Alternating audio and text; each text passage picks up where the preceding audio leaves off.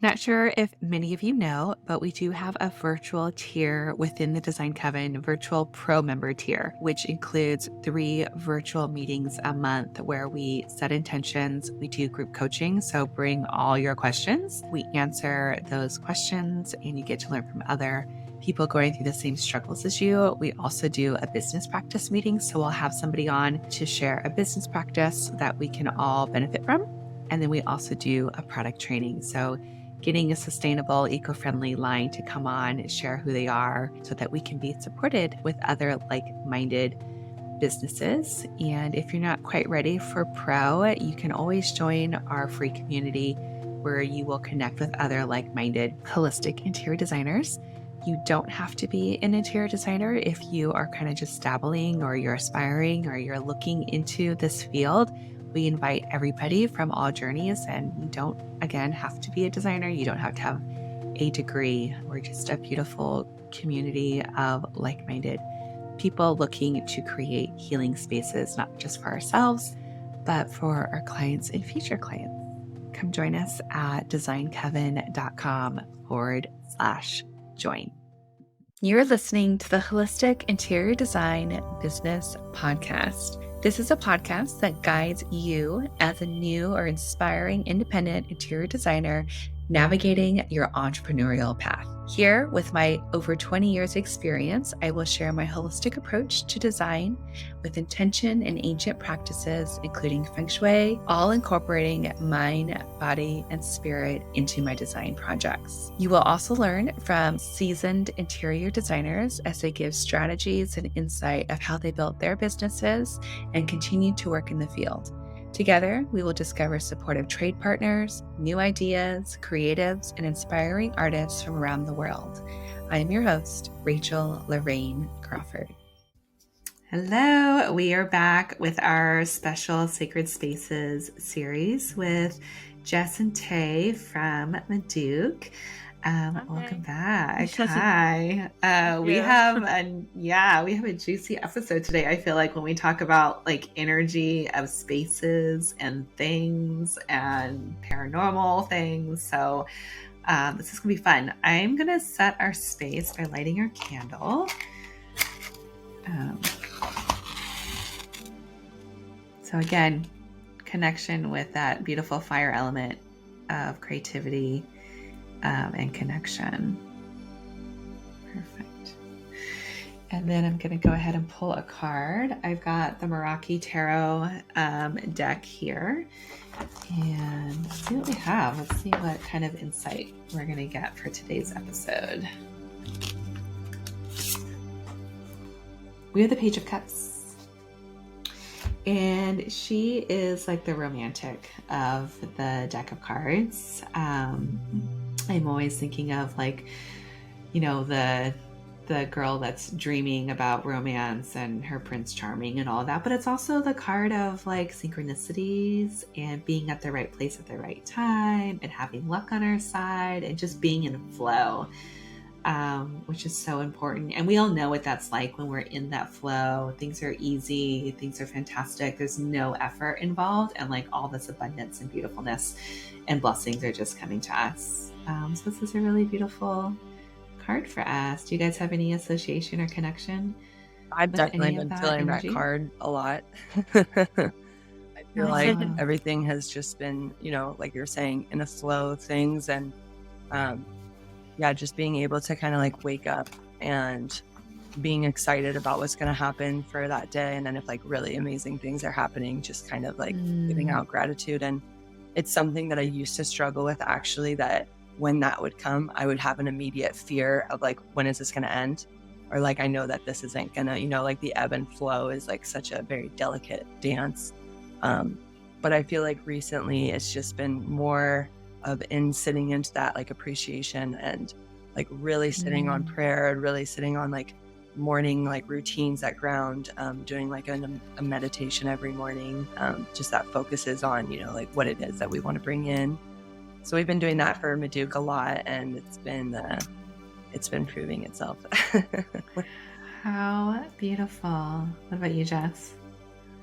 Yeah, I'm just kind of thinking about how like my passions, like when I'm following my passions and my dreams, so to say, that's when I feel in most in my best flow.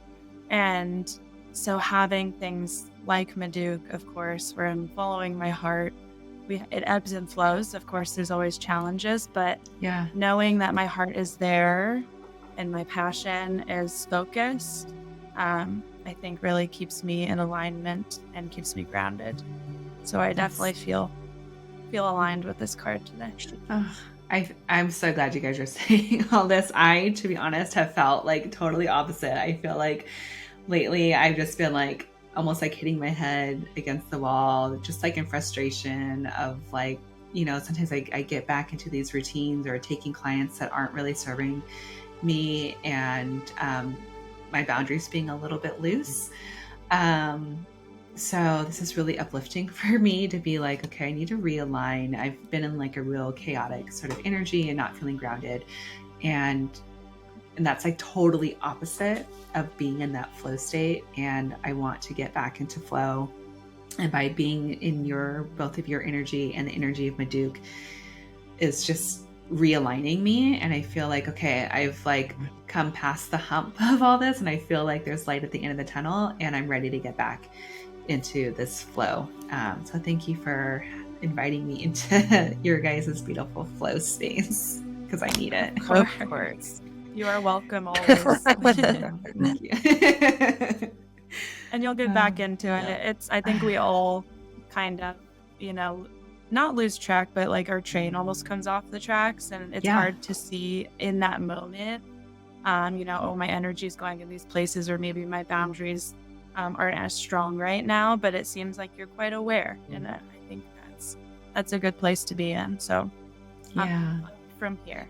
Exactly. I'm coming back. And I always feel like you need those moments where you're like, everything is like not going well, and like everything is kind of scattered, to then realize like, and really have the appreciation for when it is going well. So it's just that constant like duality, and it's okay of like, you know, day by day. And I think that just the attachment of being like, okay, I know that like right now, like there's just a lot of like energy flying around, and like I know what I have to do, but without being like too hard on yourself or too like, oh my gosh, like everything is so, just to be able to be like, okay, I'm just gonna like let it go, and like I know what I need to do to make me feel better, and then just trusting and like sitting in that energy. So, which you're already doing. Yeah, for sure. It all goes back to like that energy and the intention and all of that space, which leads us into our topic today about the energy of things in our homes, energy of, and we're talking about physical things that have this energetic imprint in them that are not physical. So I would love to kind of talk to you all about maybe some experiences that you've had, and how that has led you to be really intentional with the product of Madouk and what you have to offer, so that those energies aren't attached like so many other things are. Tay, I know we were talking a little bit earlier about your experience with that client, and I think we spoke a bit about it too on the podcast, but I would love to dive in a little bit deeper, because I know there's a lot of stuff happening there. So can you kind of reconnect us with that story and maybe give us a little bit more detail, and so that we can understand like what the, like people are listening, like what the heck are you talking about? Like, the energy of stuff, like, you know, like, so let's pull it back. I think it's, well, first of all, I actually think it's really interesting that this particular client I met 2 years ago, and she started the conversation with like verbatim being like, you know, I'm not trying to sound too woo-woo here. And I just kind of started laughing, and I was like, okay, this is where this is going to go. But she goes, I noticed, you know, in your branding and just like the messaging that you're telling, you're really touching on the fact of, you know, people, you know exactly who's making this and what it's made out of. And yeah, that's great. And she was like, but for me, it like reminded me of something that happened to me like a while back, and like I want to tell you about it. And so I said, okay, like what's going on? And she said she had bought like a couple pieces, and she had bought them at like a discounted rate and like in not the best way, but she really liked the pieces. And as soon as she brought those pieces into her house, she said she started having all of these health problems, and her son started having all these health problems. So she had to get her spleen removed. Her son broke like the center of his kneecap, and then something happened to his ankle within like 2 weeks, like just like bizarre random like injuries and like ailments that just came out of nowhere. And it just kept happening and happening and happening. And it finally, she just like sold like everything, and they actually ended up moving. And as soon as they ended up moving, of course, like all of those things stopped. And so for me, you know, the way that I was raised is a little bit unconventional. I never grew up with any kind of MD doctors. My mom kind of always raised us holistically. I've grown up with mediumship and just with different healers and different abilities. And so for me, with Madouk, one of the principles for me is like that energetic idea that everything carries. I mean, it doesn't matter what it is, if it's water, if it's a plant, if it's your phone, if it's you, everything has a vibration and a frequency on a physical level and physical realm. And the way that we produce things ethically and morally and with certain chemicals or with certain natural products, all of these things contribute to this energetic field of these physical products that we touch and we use every day. But what most people don't think about is, you know, my favorite expression is like when someone walks into a house and they're like, oh, it's such a good vibe in here. Like, it's such a good vibe. It's such a good space. Well, a lot of people don't realize why that is. You know, there is like an actual science behind that. There's an actual reason behind that, because those products all come from high vibrational, you know, people, materials, practices, things like that. And so a lot of the time, I think one of the biggest issues is our consumers. They're not aware of how all these things are being made. You know, when we go into all of these like main shops, or we go into these big brands that we kind of bypass like the questions of like, well, how are these things made, and like where were they made, and who actually made them, because we're just like, well, I love this is so cute and I want this, and which is all fine. But once again, I think that is a huge kind of barrier for people actually being able to dive deep and understand the importance of knowing, you know, all of these questions about things that we consume. And I know Jess will get into a little bit more about, you know, the other side of how actually effective it could be and destructive it could be to not be aware of, you know, certain things that we have in our household, certain items that we wear that all have like really harsh chemicals on them, and that all seep into our body. And I mean, just from an energetic standpoint, if you think about it, if you think of like a handmade product where this person is, you know, putting their love into it while they're making it, of course, I think that would promote positive energy. Most of our products, like I kind of mentioned last episode, aren't created in these kinds of settings. And so if you think of it's hard to think of these things because it doesn't feel good to think about it, but it's something that we have to focus on and put attention towards. And that is like factories where most of our products are made. Those conditions are poor for the people. You know, they're surrounded by these harsh chemicals while they're working, usually overworked in terms of hours. It's unethical labor. Where factories are actually located are generally lower socioeconomic areas. So then I just think of those as like big negative vortexes almost. And so you're then bringing that energy into your home with those products.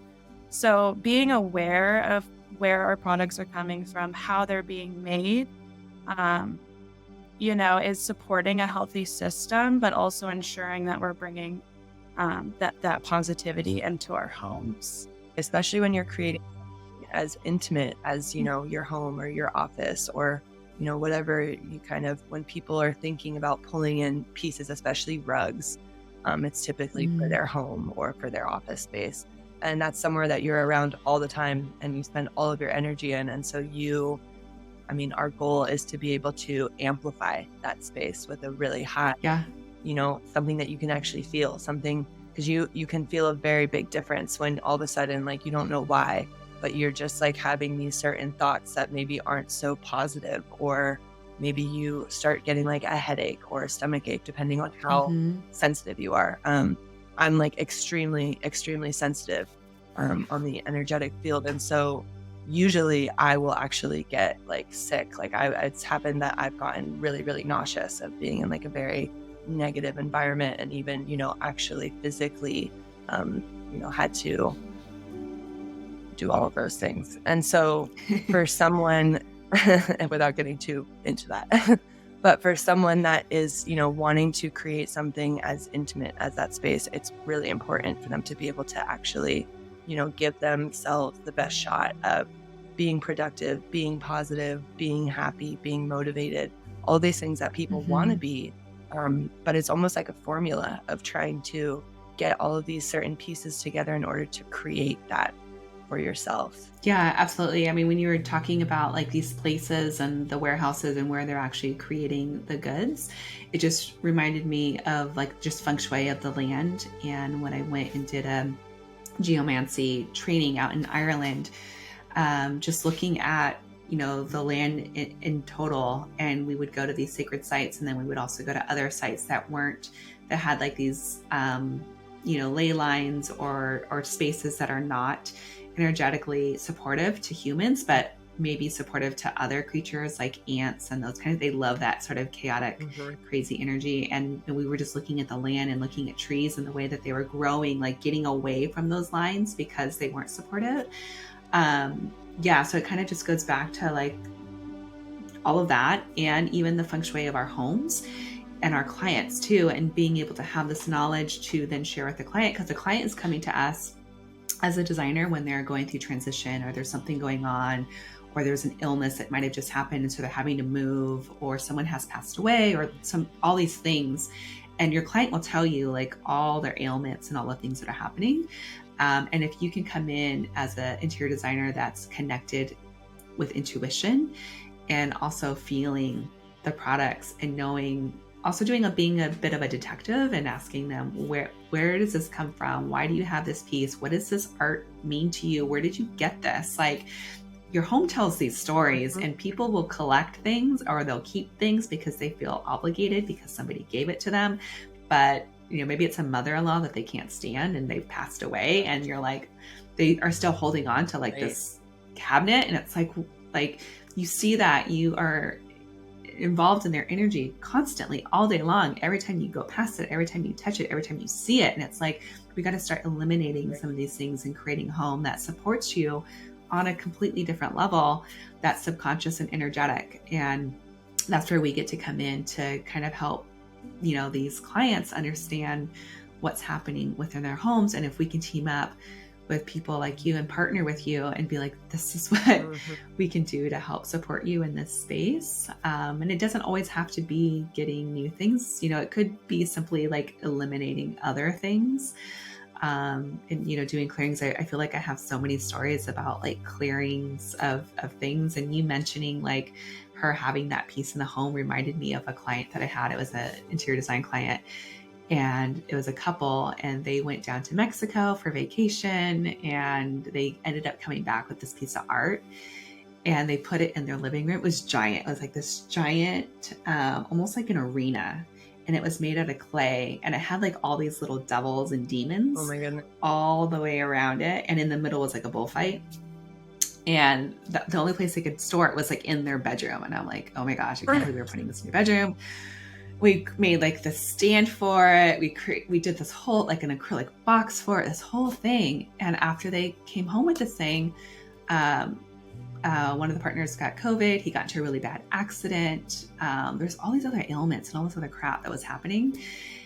And he's like, can you come in and like, I don't know, maybe it's this thing that I brought home. Like, can you do a clearing on it? And I was doing like, an energetic clearing with it. And I kept getting these nods of like this, and maybe it was the spirit of the artist. I don't know what they were thinking or what they were going through in their life when they were making the art. but it just had this vibe of like, I keep seeing like almost like this little devil or something that was like staring at them, that was just like almost like pointing these lasers out. And they didn't want to get rid of it. So I was like, oh my God, what am I going to do? So I was like really connecting, like, how do I block the energy of this thing? Because it's radiating this energy out. So I ended up doing a clearing, and then I put black tourmaline crystal in the box itself, like hidden within it. And then I created an energetic bubble, and I was talking to the homeowner again, and he's like, okay, what did you do? And I was like, so I told him, he's also a doctor, and he's like, okay. And he was talking to his nurses, and some of them were from Mexico. And I was telling him what I did, and then things shifted. And he's like, okay, so I just want to let you know, I talked to the nurses and they are totally on board. They love that you connected with the black tourmaline because that was really important to them and their culture. And so I have the okay from them. You got street cred, like it's all good. And I was like, okay. And it ended up working. But there have been places that I've tried to do feng shui with. I had a client that had a condo, and it was connected with her mom because her mom fronted the money and she was paying her mom back, but her mom and her have a really bad relationship. And so there was all that kind of happening in the background, and she was super sick. The client that was living in the condo, super sick, always like having ailments. And I was doing feng shui in her home. I ran the numbers, and it was just not great. And it's like, I don't know how much more remedies and stuff I can put into this space to help you. I don't really see much help here. So I was like, the best thing I would do, sell it back to your mom or sell it and move out. Because sometimes you can't change, you can do so much. But yeah, they ended up selling, or I don't know if she even sold it, but she ended up moving out and left completely. But yeah, I think that story that you just told me reminded me exactly of my cousin. My cousin, he's like 25, I think. And him and his twin and his parents, they've traveled all over the world since he was little. And he collects these like terrifying, like Java masks with like the devil horns and, like just very Southeast Asian masks, which is fine. But he had told me that like his roommate had been getting like horrible night terrors, like waking up like screaming. My God. And I slept over there one time, and I slept in my cousin's bedroom, and he slept on the couch. My brother was there. Yeah. And I woke up to like watching this like just a figure, and like exactly kind of what you described. It had like little devil horns. It was just this like little whatever. And he was running across like the walls. And I didn't say anything, so I was like, I'm not going to freak out the boys. But then the next morning I come out, and my brother is like just shook. And my brother and I were kind of used to like weird paranormal things happening to us because of my mom's side of the family. And there's been a little bit of weird juju there for a while that had to get settled. And so my brother, he's like on it, and he is like, there's something in this house. He was like, there was like something in here last night, blah, blah, blah. And then it got progressively worse, where Sam, the roommate, actually physically got dragged out of bed and like pulled off of his bed. And so I was like, Matthew, you have to, Matthew's my cousin. I was like, Matthew, you have to do like a serious like clearing. And not only doing a clearing, you need to understand that like all of these like cultural pieces represent something. They represent like an entity. And so they're not just like pieces of art. Like this is like actual like transmutation, right? And he was like, no, I love them. And I'm like, okay, but if you love them and you don't want to get rid of them, my advice is to talk to them and ask like, what do they want? And tell them like what you want, because this is your home.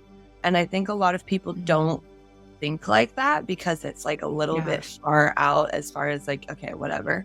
But it really does happen. It happens actually quite a bit. And so a lot of like in the space of your home and like everything that we're talking about, of everything has an energy. It's definitely like a balance of, acknowledging like what's there that doesn't belong to you, whether like you were saying, whether it's has to do with relationships that are outside of you that are connected to the space, or something going on in your personal life that is connected to your health. I mean, it's all connected.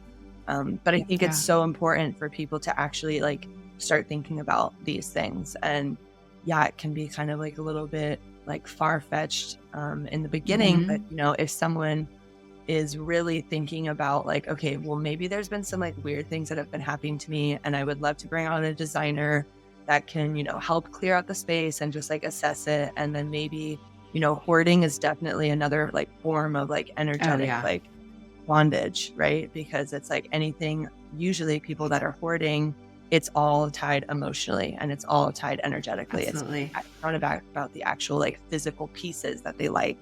And so I think I loved that what you were saying is sometimes it's not even about bringing in something new. Sometimes it's just about like releasing like what's already there and just allowing the space for like your own energy to come into the space.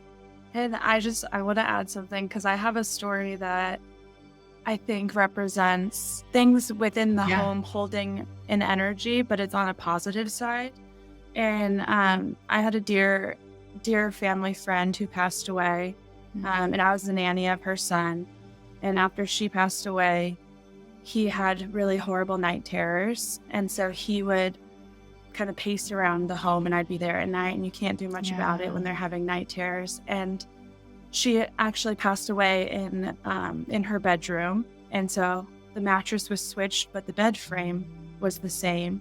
And I remember specifically, they also had all these really cool vintage items and a wall that was a stereo with thousands of records. And I remember one time he was having a night terror, and this was shortly after she had passed away. And he stopped his night. He went from his room, was pacing around the house, and then went into her room, fell asleep there, and was so peaceful. And I felt in that moment that he was connecting with her. And then the stereo at that same time switched on and was playing a song that she loved. And so I felt connected to her. And so there can also be positivity in the energy that our products hold. And so I think this is a positive connection, just to share both sides of the spectrum. Absolutely. It could definitely be both positive and negative for sure. Yeah, that's so beautiful. I love that happened with her. And you just speaking about night terrors, my oldest gets night terrors and he sleepwalks. And it's so frightening because, there's not a lot that you can do. You can kind of bring them back into the bed and talk to them and try to ease them in. But how special was it that he was able to connect with her again? And totally.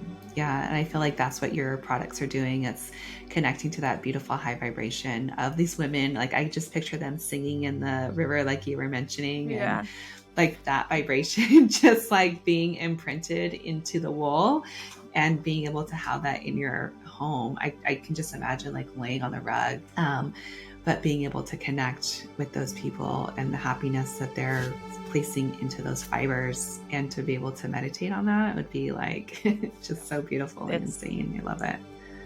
It's amazing. It's one of those things that when I wonder if it's because it is such an ancient chant, and they are these songs that are just, passed on from lineage. And I mean, it's one of those things where like when I was in Morocco and I was like listening to them, I had like every single hair on my body standing up.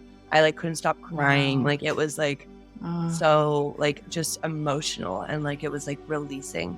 And I just truly like in every cell of my body believe that woman, that those chants from those women and every like intention that they're trying to put it into these products.